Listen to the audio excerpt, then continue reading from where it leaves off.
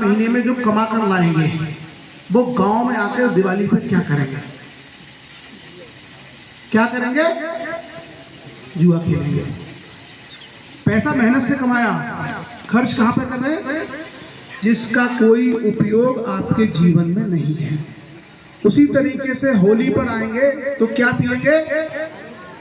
ठीक, वही जो चर्चा इस मंच से हो रही थी कि हम लोग पैसा तो कमाते हैं मेहनत से, लेकिन उसको खर्च कहाँ कर रहे हैं? अपने बच्चे को डॉक्टर बनाने में, इंजीनियर बनाने में, आईएएस बनाने में, जज बनाने में, समाज को आगे बढ़ाने में, या पाखंडियों को देने में और उनसे अपना शोषण करवाने में।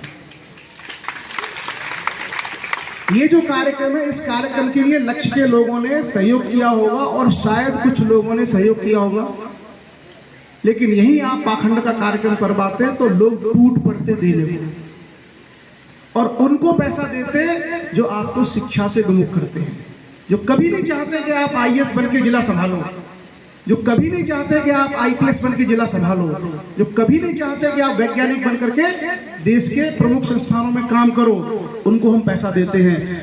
और जो औपचारिक शिक्षा आपको स्कूल और कॉलेज में मिलती है, ये हर जगह उपलब्ध है। इसके लिए हम लोगों की आवश्यकता नहीं है। आपके हर 5 किलोमीटर में कॉलेजेस हैं, स्कूल्स हैं, लेकिन क्या आपका समाज समझदार बना? आप अपने पैसे का मूल्यांकन करिए। हमारी उन्नति को रोकने वाले लोगों को अगर हम पैसा देते हैं तो बच्चों से पहले शिक्षा की आवश्यकता हमको है। और इतना अरसा बीतने के बाद मैं आपको एक एग्जाम्पल देता हूं। सब लोग यहाँ पढ़े लिखे और समझदार हैं। यूपी के अंदर 75 जिले हैं। आप मुझे सिर्फ इतना बता दो, कितने जिलों में डीएम और एसपी आपके समाज के हैं? कितने जिलों में हैं? 0। जो समाज 5, 6, 7% की जनसंख्या है जिसकी प्रदेश के अंदर, जिसके कम से कम कायदे से आज की डेट में 4-5 डीएम, 4-5 एसपी होने चाहिए, उसके 0 हैं लगातार, तो व्यवस्था से आप गायब हो गए, सिस्टम में आप नहीं हो। और आप जानते हो आपका कोई काम पड़ेगा, उसको सिस्टम करता है। समस्या है, झगड़ा हुआ, किसके पास जाते हो? पहले पुलिस के पास। पुलिस एक व्यवस्था है। आपका इंस्पेक्टर, आपके एसएचओ, आपके सीओ, आपके एसपी नहीं है तो सिस्टम में आप कमजोर हो। आपका खेत का विवाद है, आपका संपत्ति का विवाद है, आपका प्रमाण पत्र बनाना है, किसके पास जाओगे? तहसीलदार, एसडीएम, डीएम। वहां आपका आदमी नहीं है, सिस्टम में आप कमजोर हो। और याद रखिए, हमेशा ये मानव इतिहास का अनिवार्य हिस्सा रहा है, कमजोर सताए गए हैं, कमजोरों का शोषण किया गया है। एक शेर है एक जंगल के अंदर, और उस जंगल में हजारों हिरन हैं, हजारों उसके अंदर भेड़िए हैं, लोमड़ी हैं, नीलगाय हैं, लेकिन वो शेर का शोषण नहीं कर सकते। अकेला है।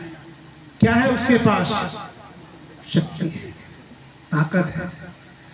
और आज के युग में शक्ति और ताकत का सबसे पुख्ता साधन है शिक्षा। और वो शिक्षा केवल बच्चों को नहीं, बच्चों के माँ बाप को उससे ज्यादा जरूरी है। जैसे अमन ने जिला टॉप किया, आप समझते हो? जितने अमन के नंबर इंटर में, उतने मेरे हाई स्कूल इंटर मिला के हैं। मैं मतलब पढ़ने में इतना साधारण विद्यार्थी हूँ, तो मेरे जैसे विद्यार्थी ने आईएएस का एग्जाम पास कर दिया। सोचिए, एक गरीब घर का बच्चा जो इंटर में जिला टॉप करता है, समाज की सोच ये होनी चाहिए थी कि उस पर पैसों की बारिश कर देता। और सिर्फ ये नहीं कि हम तुम आईआईटी करो या कोटा जाओ, तुमको हार्वर्ड जाना है, कोलंबिया जाना है। अगर उसका भी पोटेंशियल है तो हमारे समाज के अंदर ये चेतना आ जानी चाहिए थी कि भविष्य में अगर बच्चा ऑक्सफोर्ड या हार्वर्ड जाए तो भी हम व्यवस्था करें।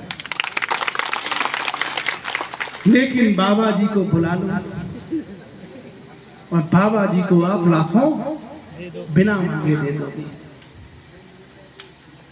और हम कहते हैं कि हमारे समाज में गरीबी है, हमारे समाज में अशिक्षा है, हमारा समाज कमजोर है। कमजोर नहीं है, सिर्फ सोच का फर्क है। और उस सोच को समाज के हर अंतिम व्यक्ति तक जाना चाहिए।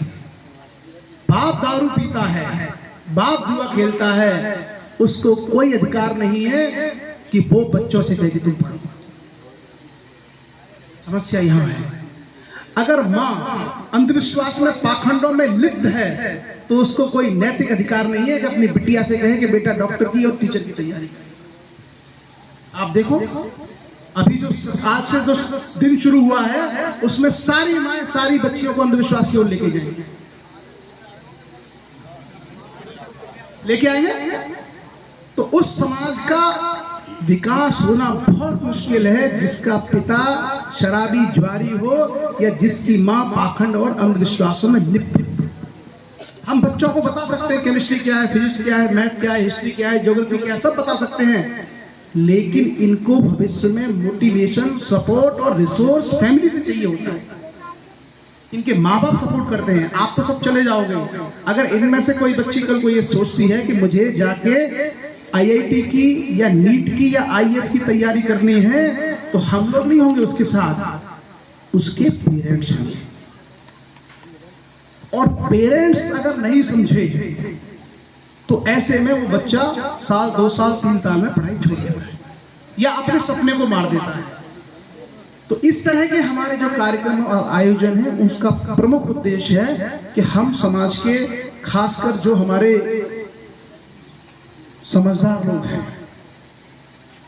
प्रौढ़ हैं, उनको वाइब्रेट करें कि भाई आप अपने उत्तरदायित्व को लेकर के संजीदा हो जाइए।